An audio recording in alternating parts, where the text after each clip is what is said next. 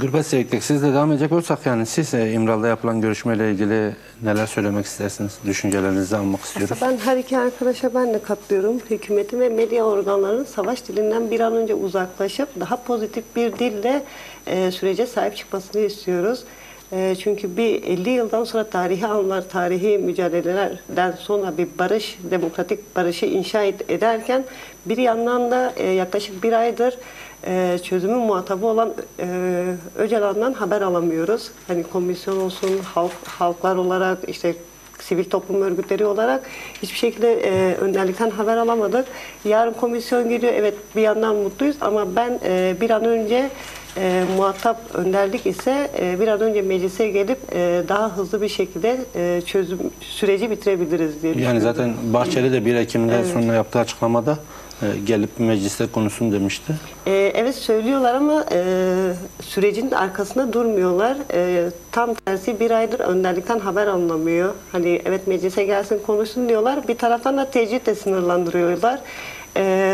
Bu amaçla zaten diyorum ya, hani savaş dilinden bir an önce çıkıp tam tersi pozitif bir dille sürece sahip çıkmalarını istiyoruz. Gürbet Seyitlik, yani baktığımız zaman komisyon da kuruldu ama halen somut bir adım atılmış değil. Yani siz komisyonun bugüne kadar geldiği aşamayı nasıl değerlendiriyorsunuz, nasıl gözlemliyorsunuz? Çok yavaş kaldığını düşünüyorum. Çünkü yaklaşık bir aydır tekrar söylediğimiz gibi önderlikten haber alınamıyor, tecrit altında ve muhatap kişi kendisiyken onun fikirleri ve düşüncelerinden bilgi sahibi değilken komisyon da ister istemez süreci yavaş yürütebiliyor. Bunun üzerine hani bir an önce yarınki görüşmeden sonra diğer sivil toplum örgütlerinin de dahil olmak üzere bütün alanların önderliğin fikirleriyle ve düşünceleriyle süreci daha da hızlı sürdürebiliriz. Yoksa bu gidişle komisyonun yürütebileceği mücadele belki yılları bulabilir. Bu aşamada önderlikle tüm halkın, tüm sivil toplum örgütlerinin, tüm medyalar, barış annelerinin bir an önce fikirlerinin alınıp bir an önce süreci bitirilmesi gerektiğini düşünüyorum. Gürbet arkadaş, size dönecek olursak, mesela komisyonun dinleyen STK'lar, STÖ'ler adında sizin de öneriniz vardı. MEBYADER'in de dinlenmesi önerisi vardı. Yani böyle bir imkan bulursanız hangi talepleri dile getireceksiniz? Eğer böyle bir imkanımız olursa bizler de zaten MEBYADER olarak binlerce, on binlerce ailenin talepleri üzerine kimsesiz mezarların ve toplu mezarların açılması yönünde taleplerimizi istiyoruz. Çünkü kimsesiz mezarlarda yatan on binlerce arkadaşımızın her birinin birer ailesi var ve ne yazık ki şu an sistem tarafından kimsesiz olarak adlandırılıyor. Komisyondan tek talebimiz sürecin tamamlanmasından sonra kimsesiz mezarların açılması ve ailelerimizin bir an önce evlatlarını alıp kendi istedikleri yerlerde, kendi istedikleri gönüllerinde defnetmeleri. Çünkü her bir bayram geldiğinde veya her bir aile ziyaretleri yaptığımızda gerçekten o duygusal anları anlatamam. Çünkü her ailemizin bizden tek istediği bu sürecin tamamlanmasından sonra kendi çocuklarımızın cenazelerini istiyoruz. Nerede, nasıl ve şu an hangi şartlar altında gömüldüğünü biz de bilmiyoruz ve devletten bir an önce çocuklarımızın cenazelerini istiyoruz.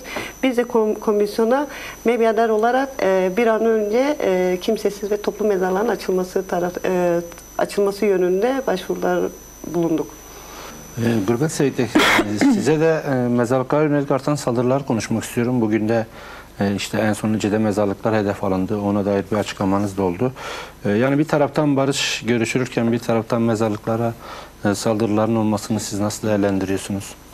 Aslında şöyle söyleyeyim, tarih boyunca bütün topluluklarda ölüye saygı her zaman sürdürülmüştür.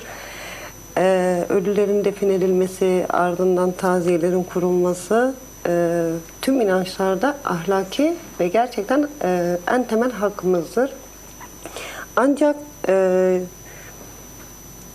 tarih boyunca ölülere her ne kadar bu kadar ahlaki ve inançsal olarak bağlansak da sistem tarafından sürekli şiddetle sürdürülmüştür. Bu şiddetin temel gayesi halkı, aslında tüm insanları, tüm halkı kendi değerlerinden uzaklaştırmak, kendi toplumsal bağı onlardan uzaklaştırmak olduğunu düşünüyoruz. Mesela biz mezarlarımıza yatan on binlerce arkadaşımızın her ne kadar ölü de olsa hani ailelerimiz veya aslında tüm halkımız onlarla birlikte yaşıyor, onlarla birlikte yatıyor, onların düşüncelerine, onların hatıralarına önem veriyor. Sistem aslında, hükümet de bunu biliyor ve bu toplumsal bağ bir ölüyle koparmak istediği için o mezar taşlarına saldırıyor. Tamamen değersizleştiriyor aile gözünde ve bu mesajı hani tüm ailelere veriyor. Hani sen o değeri o mezar taşından alamazsın. Bu yönelik olduğunu düşünüyorum. Yani Kürt halkının mezarlıkları sizce neden bu kadar hedefte? Yani mezarlığa bile tahammül olmayan bir yerde barış mümkün mü? Yani az önce söylediğim gibi, yani dediğim gibi devlet bizim her ne kadar ölülerimiz mezarın içinde de olsa onların o hatıralarıyla biz mücadele veriyoruz. Onların o düşünceleriyle biz mücadele veriyoruz ve o ölü bedenlerdeki o mücadeleyi günlük yaşantımızda aileler olarak sürdürüyoruz ve sürecin bir an önce barışa ulaşması için de hani onların o düşünceleriyle, onların o fikirleriyle ilerletiyoruz. Sistem buna engel oluyor. Her ne kadar engel olsa da biz buradan tekrar hani dile getirelim, öyle söyleyelim. Bir an önce gerçekten savaş dilinden çıkmaları gerekiyor ve toplumsal barışı inşa ediyorsak bir kere ailenin değerlerine saygı duyulması gerektiğini bilmeliler. Hani o değere saygı duyulmadıktan sonra biz demokratik barış sürecinde çok zorlanırız.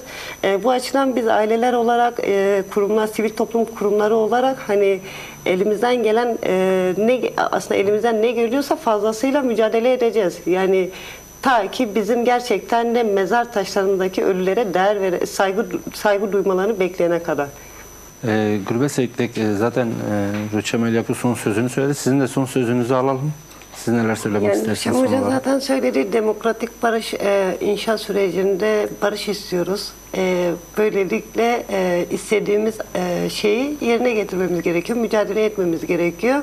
1 Eylül günü tüm Ahmet halkıyla birlikte alanlardan ne kadar barış istediğimizi Orta Doğu'ya ve dünyaya duyurmak istiyoruz.